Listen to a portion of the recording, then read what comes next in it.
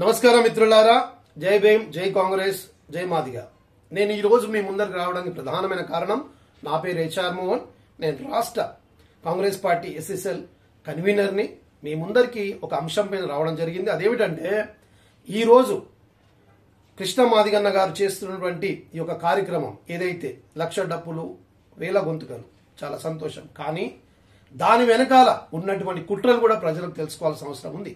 అదేమిటంటే మిత్రులారా, 2000 సంవత్సరం ఉమ్మడి ఆంధ్రప్రదేశ్లో చంద్రబాబు నాయుడు గారి నాయకత్వంలో ముఖ్యమంత్రి చంద్రబాబు గారు ఆ రోజు ఏబిసిడి వర్గీకరణ అసెంబ్లీలో బిల్ పాస్ చేయడం, ఆ 2000 నుండి 2004 సంవత్సరం వరకు కూడా ఆ వర్గీకరణ కొనసాగడం, తరువాత కొంతమంది 5 మంది ధర్మాసనంలో అది కొట్టేయడం, మళ్ళీ వెనువెంటనే 2004లో రాజశేఖర రెడ్డి గారు కాంగ్రెస్ ప్రభుత్వం రావడం, రాజశేఖర రెడ్డి ముఖ్యమంత్రి అవ్వడం, తను కూడా మాదిగలకు ఏబిసిడి వర్గీకరణకు అనుకూలంగా అసెంబ్లీలో బిల్లు పాస్ చేయడం, ఆ యొక్క బిల్లును కేంద్రంలో ఉన్నట్టు ఆనాటి కేంద్రంలో ఉన్నట్టు కాంగ్రెస్ ప్రభుత్వానికి పంపడం పార్లమెంట్కు. అక్కడ కేంద్రంలో ఉన్నటువంటి వారు ఉషా మేరా కమిషన్ వేయడం, వారు ఉషా మేరా కమిషన్ వారు వచ్చి ఇక్కడ ఉన్నటువంటి పరిస్థితులు స్థితిగతులన్నీ తెలుసుకొని ఏబిసిడి వర్గీకరణకు అనుకూలంగా వాళ్ళు రిపోర్ట్ ఇవ్వడం, ఈ కాలక్రమంలో వాళ్ళు కోర్టుకెళ్లడం, ఇది ఈ మొత్తానికి ఈ ప్రక్రియ నడుస్తున్న సమయంలో 2014 నుండి 2023 వరకు దాదాపు 9.5 సంవత్సర కాలంలో తెలంగాణ రాష్ట్రంలో బీఆర్ఎస్ పార్టీ పాలన చేసింది. మరి ఆ 10 సంవత్సరాల కాలంలో కృష్ణ మాదిగ గారు ఎక్కడున్నారు, మరి మందకృష్ణ మాదిగ గారి యాక్టివిటీస్ ఏంటి అనేది ప్రజలు గ్రహించాలి. 10 సంవత్సరాలు కనుమరుగైపోయినారు. ఎక్కడ కూడా ఒక ఎంఆర్పిఎస్ గురించి కానీ ఎస్సీ వర్గీకరణ గురించి ఎక్కడ కూడా మాట్లాడింది లేదు.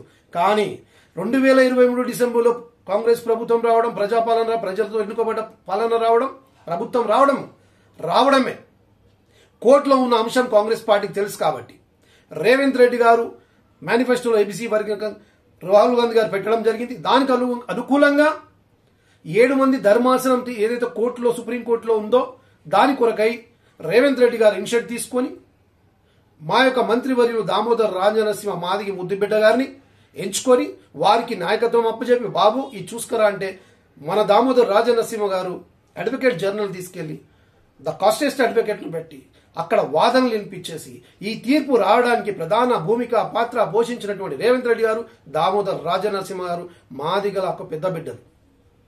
వారు అక్కడికి తీసుకొచ్చిన వెంటనే తీర్పు వచ్చిన రోజే ఆగస్ట్ 1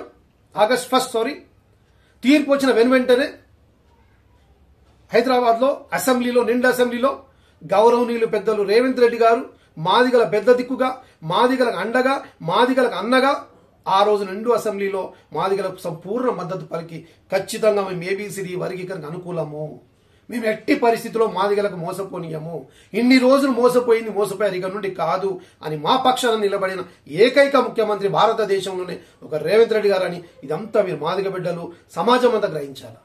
ఈ మాట ఎందుకు చెప్తున్నంటే, మొదటి నుండి కూడా కృష్ణ మాదిగన్న గారు కాంగ్రెస్ పార్టీకి వ్యతిరేకంగా, భారతీయ జనతా పార్టీకి అనుకూలంగా మొదటి నుండి వ్యతిరేకంగా పనిచేసిన వ్యక్తి కృష్ణన్న గారు. మరి ఎందుకు అంత అక్కాసు కాంగ్రెస్ పార్టీ అంటే నాకైతే అర్థం కాదు. నిజంగా కృష్ణన్న మీరు ఏబిసిడి వర్గీకరణ, ఎంఆర్పిఎస్ మీకు గౌరవిస్తాను, కానీ వేరే పార్టీ విషయం వచ్చే వరకు మిమ్మల్ని ఎప్పుడు కూడా ఉపేక్షించేది లేదు. ఎందుకంటే మీరు మనువాదానికి, మీరు మతతత్వ పార్టీ పక్షాన ఉండి ఈరోజు సెక్యులర్ అయిన పార్టీ కాంగ్రెస్ పార్టీని మీరు దూషించడం కరెక్ట్ కాదని. డెఫినెట్లీ కాంగ్రెస్ పార్టీ ఏబిసిడి వర్గంగా చేస్తుంది.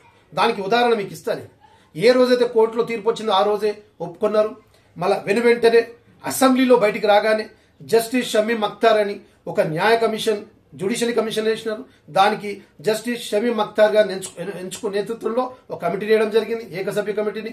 ఆ తర్వాత ఆ కమిటీ రిపోర్ట్ తీసుకొచ్చి వాళ్ళంతా కూడా క్షేత్రస్థాయిలో పనిచేస్తూ అక్కడెక్కడ కులాకు సంబంధం లేనటువంటి వ్యక్తిని పెట్టి నిజాలు నిర్భయంగా రాసేవాడిని కమిషన్గా పెట్టి అక్కడి నుండి మళ్ళీ అసెంబ్లీలో కేబినెట్ ఉప కమిటీ పెట్టి ఆ ఉప కమిటీకి మంత్రి గౌరవనీయులు పెద్దలు నీటిపారుదల శాఖ మంత్రి ఉత్తమ్ కుమార్ రెడ్డి గారిని ఎంచుకొని వారి ఆధ్వర్యంలో ఇది రేపు జరగబోయేదానికి వారు రేపు అసెంబ్లీ 5వ తారీఖు అసెంబ్లీలో చర్చ పెట్టి, అసెంబ్లీలో ఈ చర్చ పెట్టినప్పుడు ఎవరు దొంగ, ఎవరు లంగ, ఎవరు ఏబిసిడి వర్గీకరణ అనుకూలంగా ఉన్నారు, ఎవరు ఏబిసిడి వర్గ అనుకూలంగా లేరు అనేది బయటపడుతుందా?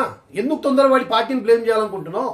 నిజంగా బీజేపీ స్టాండ్ పైన ఉంటే రేపు 5వ తారీఖు అసెంబ్లీలో వస్తారు కదా, అప్పుడు బీజేపీకి ఉన్నటువంటి శాసనసభ్యులు లేచి ఎస్ మేము ఏబిసిడి వర్గీకరణ మేము అనుకూలం, మందకృష్ణ మాదిగ స్లోగన్ మేము అనుకూలం అని చెప్పాలని దమ్ముంటే అట్లాగే బీఆర్ఎస్ పార్టీ నాయకులు చెప్పమనండి.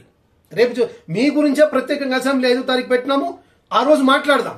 మేము ఆల్రెడీ కాంగ్రెస్ పార్టీ ఒక దళిత నాయకుడిగా మాది ముద్దబిడ్డగా మేము దానికి సిద్ధంగా ఉన్నాం. రేపు బిల్లు పెడుతున్నాం, దాన్ని పాస్ చేస్తాం. అప్పుడు మీరు ఎటు సైడ్ అనేది ప్రజలు తెలుస్తారు. ఇది రేపు కావాల్సుకొని మీరు ఆర్ఎస్ఎస్ భావజాలం కలిగిన వ్యక్తిగా అల్లర్లు పుట్టించాలన్న ఆలోచనతోని 1,00,000 మంది హైదరాబాద్లో వస్తే పరిస్థితి ఏంది? శాంతి భద్రతలు విఘాతం కలుగుతుంది. అక్కడ ఎవరికైనా అమాయకులు మన దళిత జాతి బిడ్డలు మాదికి బిడ్డలకి ఏమైనా జరగరా అని జరిగితే ఒక కారణం బాధ్యత మీరు తీసుకుంటారా? కేవలం అట్లా వచ్చి అట్లా వెళ్ళిపోతారు. అక్కడ ఎవరికేమైనా ఎవరు బాధ్యతలు? మీరు ఆర్ఎస్ఎస్ భావజాలను దయచేసి ప్రజల్లోకి తీసుకెళ్ళకండి.